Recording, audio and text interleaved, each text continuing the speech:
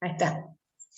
Como les decía, clasificar es eso, es ordenar, dividir y decir, bueno, pongo todo dentro de diferentes clases. Y para la contabilidad, dice, clasificar es seleccionar criterios o variables. Y para cada criterio o variable deben existir al menos 2 categorías o valores que puedan asumir esa variable. ¿Qué significa eso? Que una cuenta pueda tener movimientos de ambos lados. Dice, en la clasificación lo que se pretende es ordenar y clasificar en grupos con características homogéneas respecto de su incidencia en la ecuación patrimonial. Una cuenta permite registrar operaciones comerciales agrupando elementos de características similares para simplificar los registros. Y la herramienta esencial de esta etapa es justamente la cuenta. ¿Qué significa esto? Que para cada criterio o variable, es decir, que voy a seleccionar para criterios variables y lo que se va a hacer es seleccionar valores homogéneos.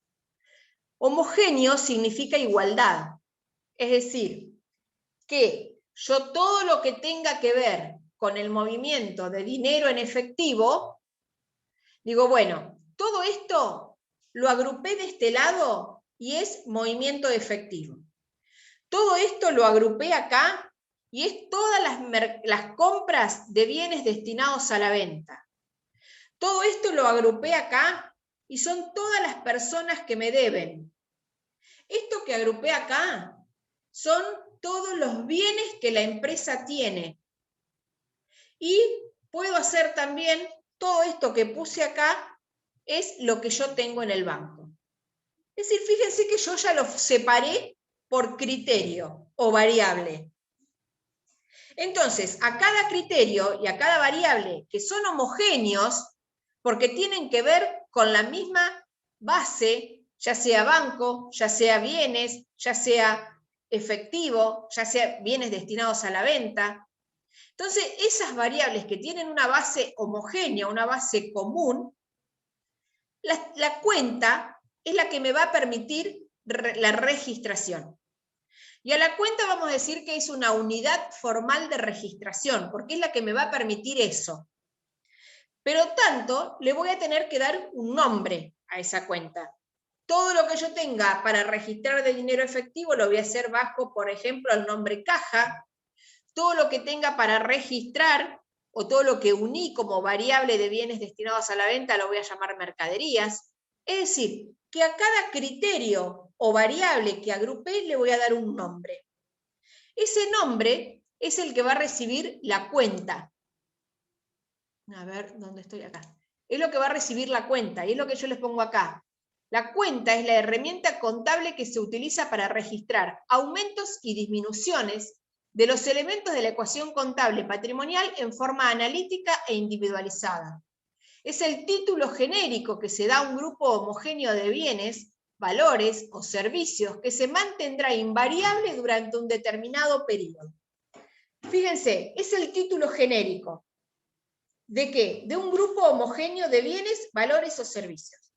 Caja es el título genérico del grupo homogéneo movimiento de fondos, todo lo que tenga que ver con dinero.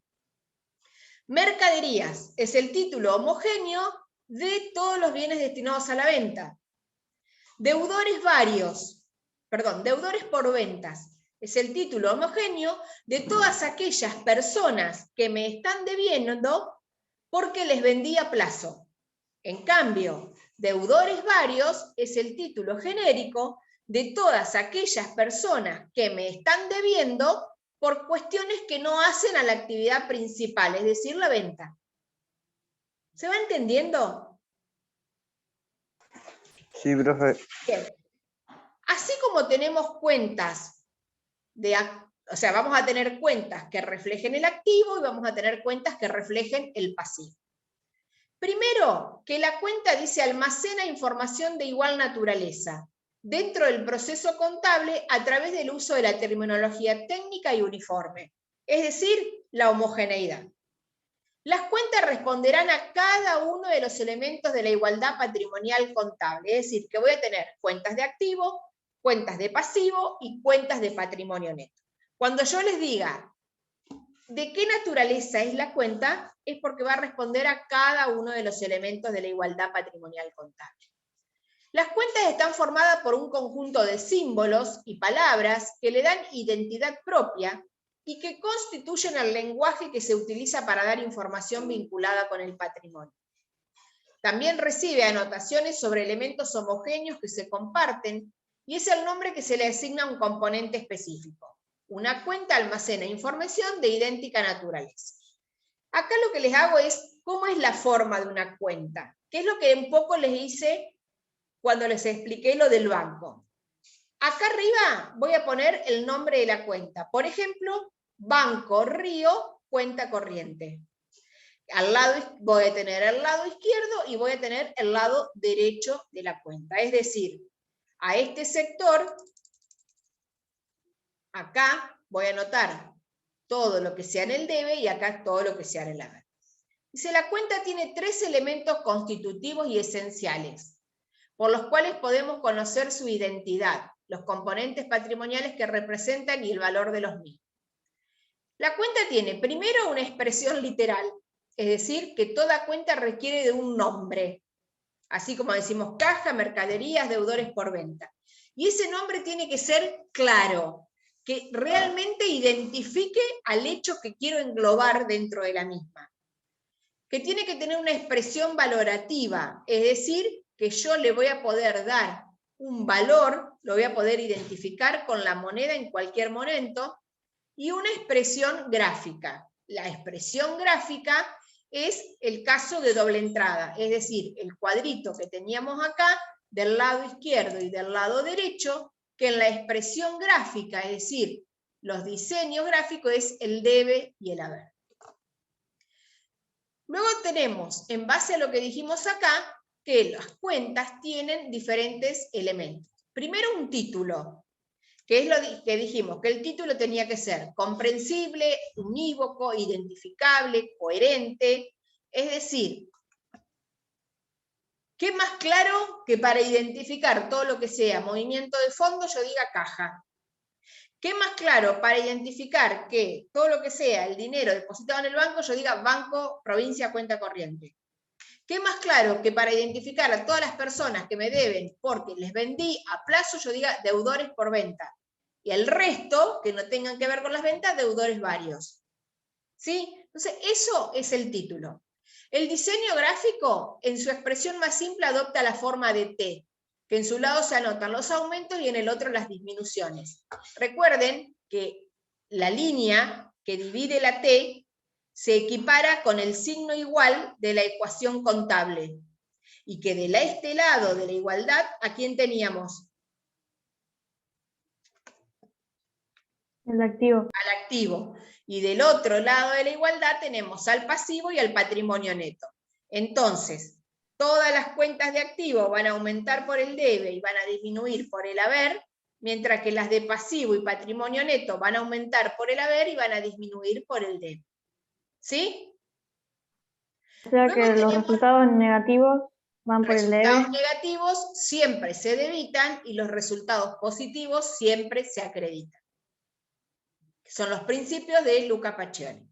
Luego tenemos los datos qualis y quanti, que dice es una descripción objetiva y subjetiva de un hecho económico, comprende nombre, fecha, referencia, identificación del comprobante y la expresión valorativa. Pero esto es más que nada para el manual de cuentas. Cuando seguimos con las cuentas, y ahora empezamos cómo se clasifican. Y ojo, prestemos atención en esto. ¿Cómo clasificamos las cuentas? Existen 3 formas. Por naturaleza, por el ámbito, contenido o extensión, o por el comportamiento del saldo. Cuando decimos de qué naturaleza es la cuenta, es que respondemos a cuentas patrimoniales, de resultados o de orden. Cuando decimos de qué ámbito, pueden ser colectivas o sintéticas, individuales o analíticas, o recompuestas y compuestas. Y el comportamiento del saldo, acumulativas y residuales. Vamos a empezar a ver, antes que nada, la clasificación según su naturaleza. Según su naturaleza tenemos las cuentas patrimoniales que tienen sus regularizadoras. ¿Cuáles son las cuentas patrimoniales? Las que responden a la igualdad patrimonial contable. Es decir, que las cuentas patrimoniales van a ser las cuentas de activo, las cuentas de pasivo y las cuentas de patrimonio neto. Es decir, siempre cuando yo diga de qué naturaleza es la cuenta, va a ser de activo, de pasivo o de patrimonio neto cuando hablamos de cuentas patrimoniales. ¿Sí?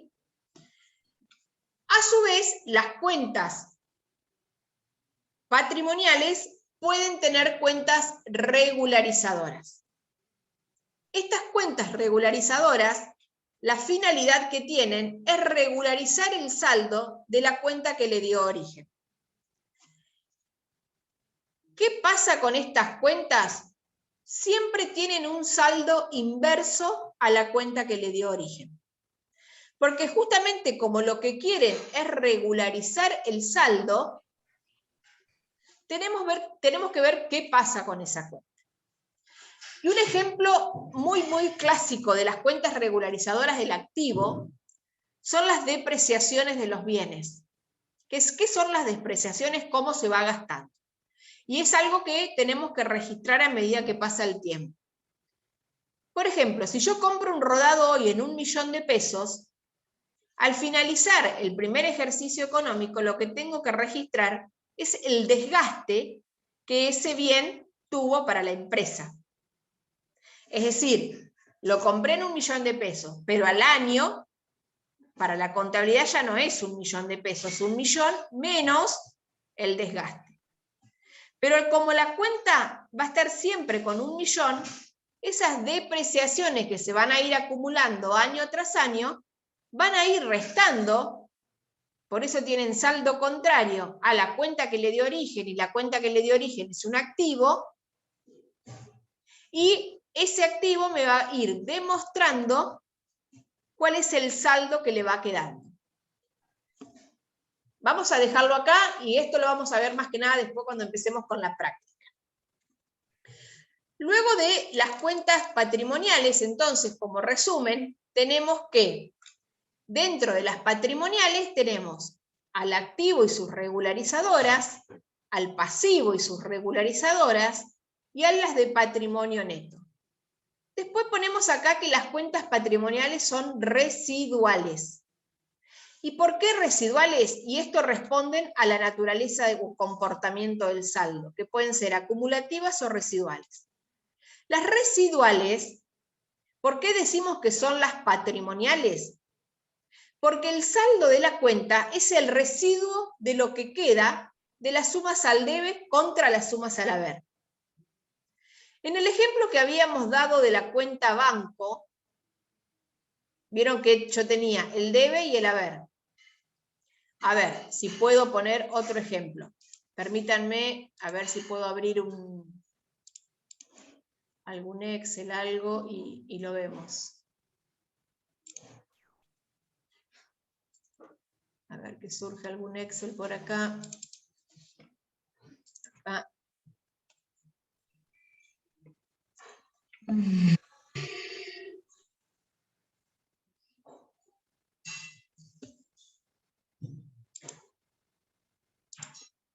Uy, ¿qué pasó acá? ¿Por qué no me lo abrió? No sé.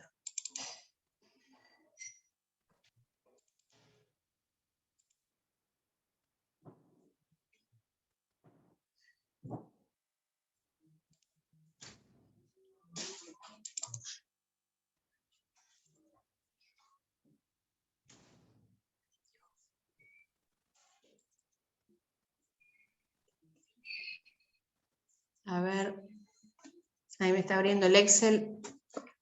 Vamos a ver si me deja. Acá está. Vamos a abrir acá. Miren. Vamos a hacer acá, por ejemplo, vamos a elegir como cuenta del activo, caja. ¿Sí? Es una cuenta patrimonial del activo que me identifica todos los movimientos de fondo. Hasta ahí, perfecto. Como es una cuenta de activo, va a tener todos sus movimientos ¿a dónde? Por los ingresos. Al debe. Cada vez que me ingrese caja a la empresa voy a tener movimientos al debe. Cada vez que me entra plata, tengo movimientos al debe. Cada vez que me sale plata, voy a tener movimientos al haber. Bien. Estos son todos los movimientos que tuvo la empresa durante el año. Quiere decir que al cierre del ejercicio tuvo 180.000 pesos de movimientos al debe y 34.000 pesos de movimientos al haber. Como es una cuenta de activo y su saldo va a ser deudor, porque siempre los movimientos al debe tienen que ser mayor que los movimientos al haber, decimos que su saldo es residual. ¿Por qué? Porque es el residuo que queda de todos los movimientos al debe contra todos los movimientos al haber.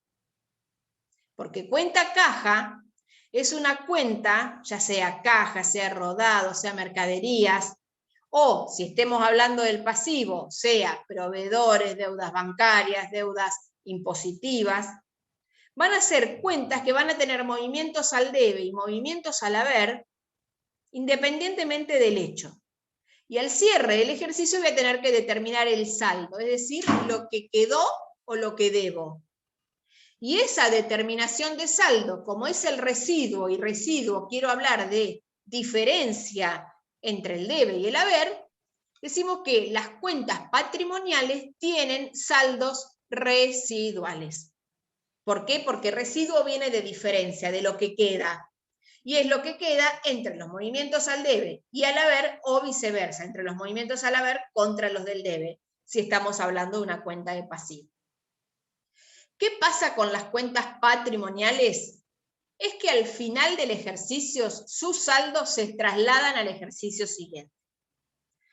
¿Por qué? Porque si yo termino mi ejercicio económico, mi primer año calendario, o sea, mi primer ejercicio contable o periodo contable de la empresa, que recuerden que no tiene que coincidir sí o sí con el año, que son de 12 meses, si terminé con caja de 100.000 pesos, y bueno, son los 100.000 pesos que voy a usar para arrancar en el segundo ejercicio. Entonces, si las personas que me deben al cierre del 31 de diciembre del 2000, pongamos que el cierre del ejercicio es 31 de diciembre del 2020, las personas que me deben a esa fecha van a ser las personas que me deben al 1 de enero del 21. Los bienes que tengo para vender el 31 de diciembre del 2020 son los bienes que voy a tener para arrancar en el 21. Las deudas que tengo en el 2020 son las deudas con las que voy a arrancar el 21. Entonces, todas las cuentas patrimoniales, al cierre del ejercicio, los saldos se arrastran al ejercicio siguiente. ¿Dudas, chicos, en esto? No. ¿No? Seguimos. O sea, si ya lo que se arrastra, si ya el sueldo y la Por ejemplo, en este caso que hicimos acá, si esto yo lo estuviese haciendo el 31 de diciembre, quiere decir, y esto vamos a hacer que este es el ejercicio 1, al 31 de diciembre termino con 146.000 de caja. ¿Con cuánto voy a arrancar caja en el ejercicio 2? Con 146.000. Es decir, que los saldos que quedan en las cuentas patrimoniales son los saldos iniciales del ejercicio siguiente. De las patrimoniales. ¿Sí? Sí, listo. Bien. Gracias. Cuando empezamos a hablar de las de naturaleza, pero cuando hablamos, fíjense que acá teníamos que las de según la naturaleza eran patrimoniales, de resultado o de orden. Las patrimoniales ya las vimos. Vamos ahora a las de resultado. Las cuentas de resultado, dice, tienen como finalidad informar las causas de las variaciones cuantitativas del patrimonio entre dos momentos originadas en el proceso de intercambio de bienes. Recuerden que cuando hablábamos de cómo obteníamos el resultado, lo podíamos hacer por diferencia patrimonial o por confluencia de ingresos con egresos. Y que esa forma de determinar el resultado, ¿qué me decía? Las causas. Por lo tanto, las cuentas de resultados son las que me informan las causas de las variaciones patrimoniales. Y que esas causas pueden ser ingresos y egresos, o resultados positivos o resultados negativos. Y que al final de cada ejercicio, los saldos se cancelan y el resultado neto se incorpora al patrimonio neto. No se pasa al próximo ejercicio como sí pasaba con las cuentas patrimoniales. Vamos a un ejemplo muy clarito. Se los voy a hacer igual que... Opa, se me fue. Como este. Esto es caja, ¿no? Esto es caja. Vamos a copiar, vamos a pegar acá para hacer lo mismo, pero ahora lo vamos a hacer con, por ejemplo, gasto de luz. Gasto de luz es una cuenta de resultado negativo que, como habíamos visto en las primeras clases, las cuentas de resultado negativo siempre se debitan, salvo errores o situaciones particulares, siempre se debitan, porque recuerdan que como quedaban como con signo negativo del lado del haber, la pasábamos del otro lado con signo positivo, por lo tanto ahí poníamos de este lado de la ecuación activos y resultados negativos, y del otro lado de la ecuación, ¿qué poníamos? Pasivos, patrimonios netos y resultados positivos. ¿Se acuerdan de eso? Sí. Bien, vayan estudiando. Gasto de luz.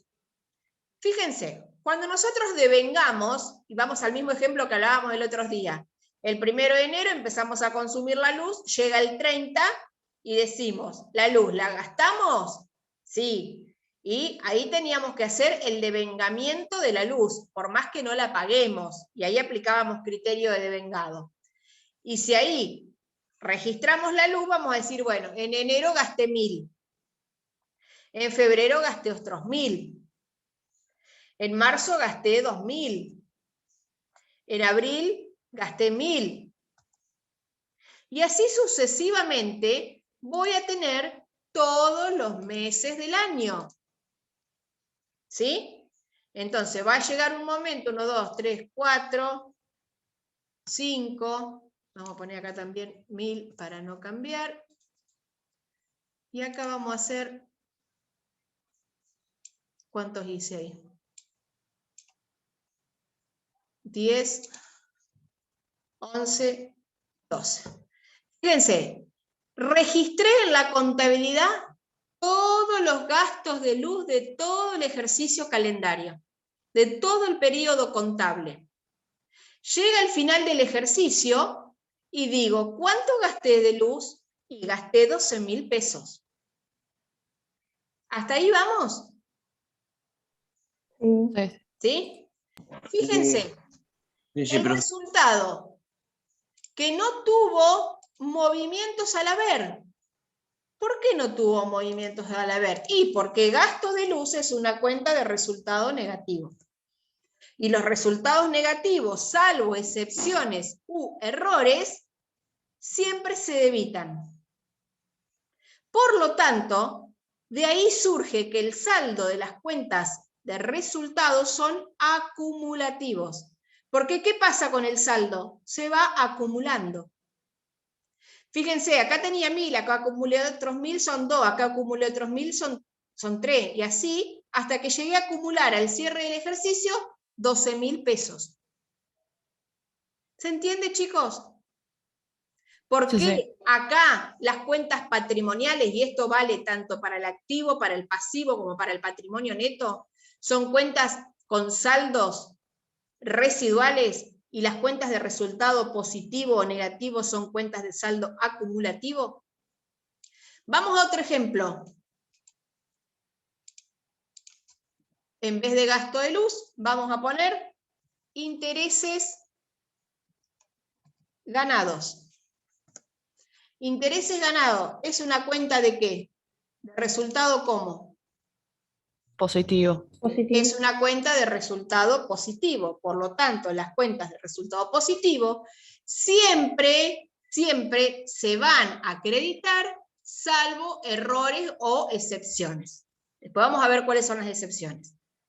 Pero si yo gané 500 pesos de intereses por una venta, después gané 600 pesos de 6.000 pesos de intereses por otra venta, después gané 1.000 y después gané otros 5.000, después no gané más en todo el año, cuando llega al finalizar el ejercicio, sumo y digo, ¿cuánto gané en el año? Y gané 12.500 pesos, cuenta de resultado positivo. ¿Sí? ¿Qué pasó con el saldo? Se acumuló. ¿Por qué? Porque las pérdidas siempre se debitan y las ganancias o resultados positivos siempre se acreditan. Entonces, esta es la diferencia, que por qué estas acumulan saldo y por qué estas, ya sea de activo, de pasivo, de patrimonio neto, es el residuo. Vamos a ver un ejemplo para un pasivo. Se nota que no tengo el pizarrón. Vamos a ver un ejemplo, un pasivo. Obviamente el comportamiento del saldo para el pasivo es contrario al activo. Proveedores, una cuenta de pasivo. Las cuentas de pasivo, ¿por dónde aumentan? Yo hoy obtengo una deuda con un proveedor. Me trajo mercaderías para la venta, pero no se las pagué por 10.000 pesos. Por lo tanto, creo la obligación por 10.000. Un aumento de pasivo. Después el mes que viene me trae de vuelta mercadería por otros 10.000, tampoco se los pago.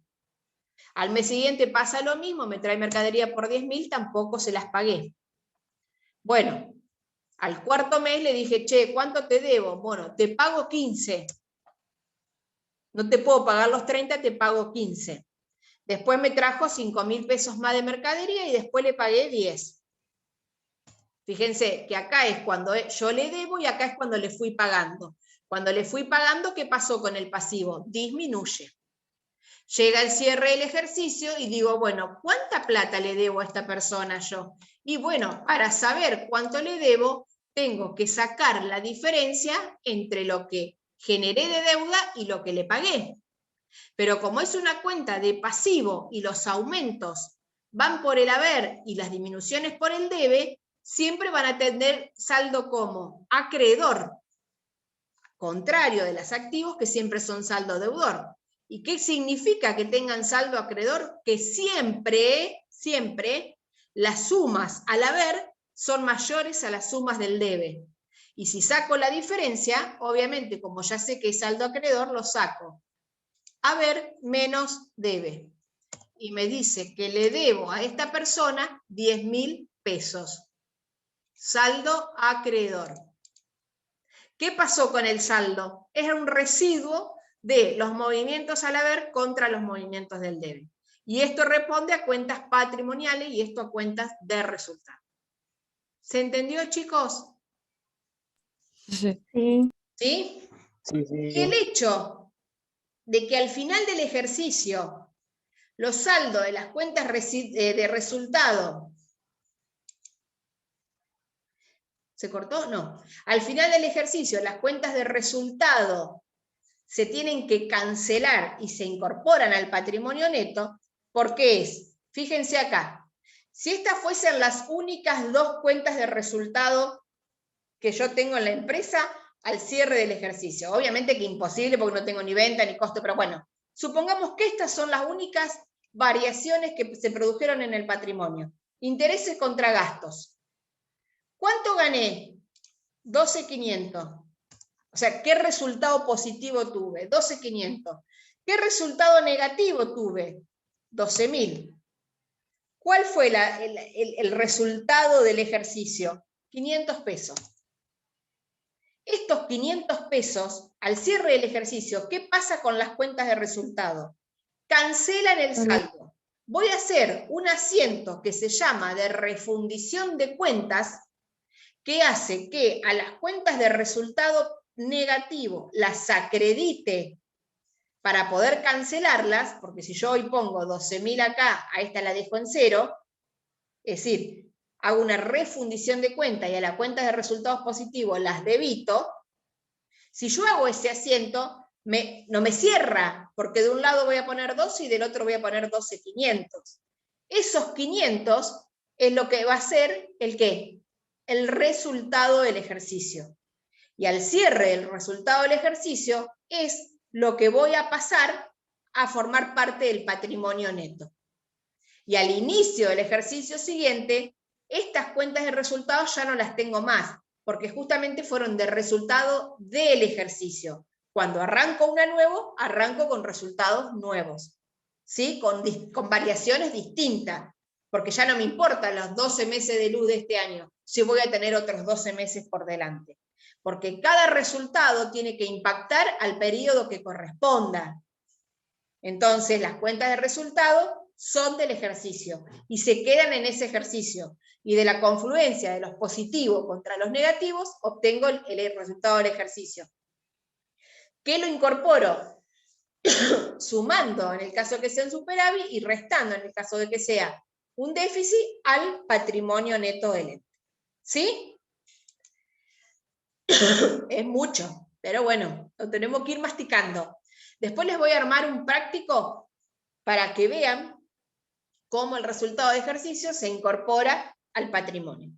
¿Sí? Seguimos.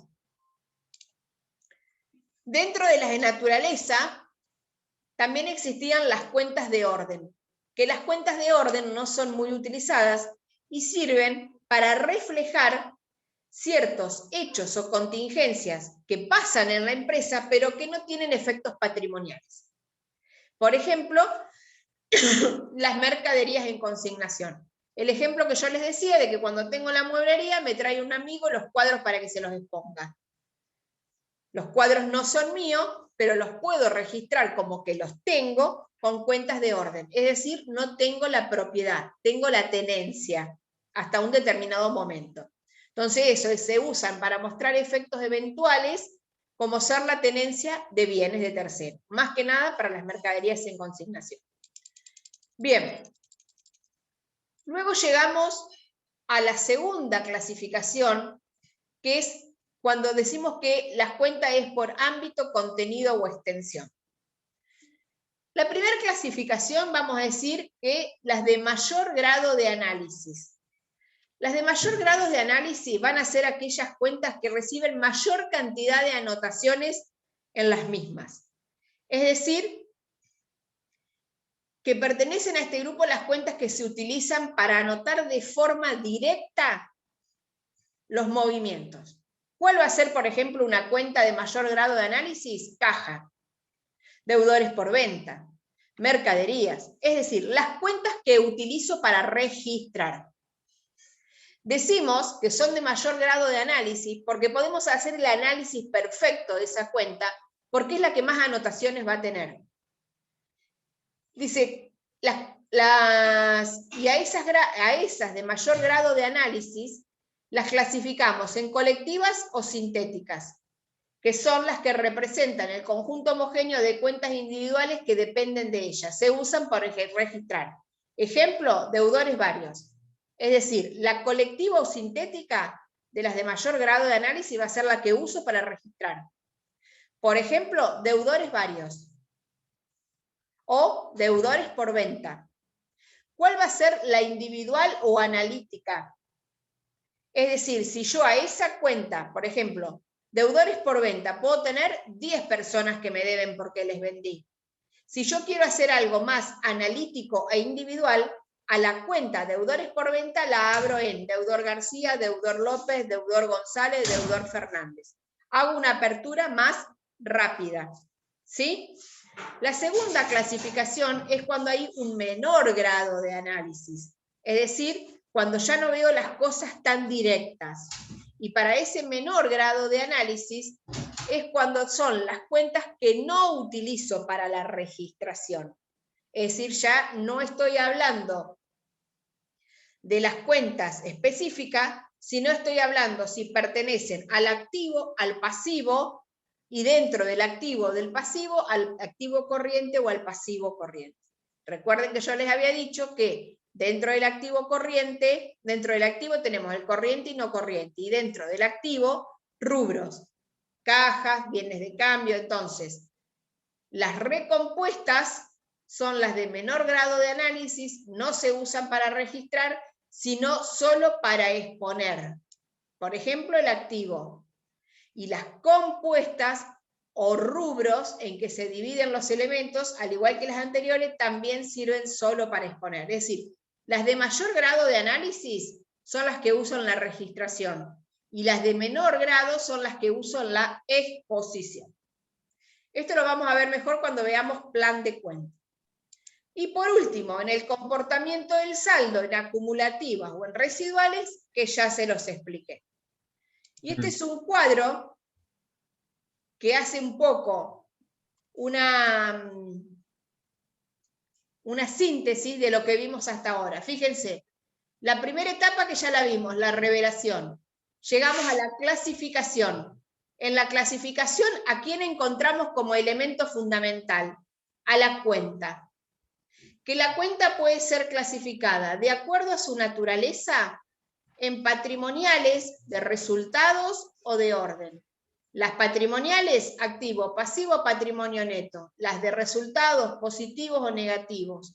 Las de orden, activos contingentes, pasivos contingentes. La otra clasificación que le podemos dar es de acuerdo al contenido, que es recompuestas, compuestas, analíticas o sintéticas. Y las cuentas van a tener una relación directa con lo que es el plan de cuentas y el manual de cuentas. Pero que esto lo vamos a dejar para otro momento. Bien, chicos, ¿dudas? Miren, rescatemos el valor de la pregunta, es la forma de aprender. Pregunten lo que tienen duda, porque después se quedan con esa duda y no saben si entendieron bien o no. Díganme. No, yo no, profe. Ninguno. ¿Cómo? ¿No? ¿Vamos bien? No, ¿Me estamos bien. escucho? Yo lo que no entendí mucho fue lo de la parte de resultados, que lo que positivo, lo que sería en suma positiva, lo pusiste al lado derecho, y lo que es negativo al lado izquierdo. Bueno, Que en lo que es activo y pasivo, patrimonio neto, o sea, sería al revés. exacto. Activo, pasivo y patrimonio neto. Bueno, a ver, párate, déjame buscar una imagen que tengo. Menos mal que tengo todo acá. Escritorio, backup, imágenes. Tiene que haber alguna acá. A ver esta.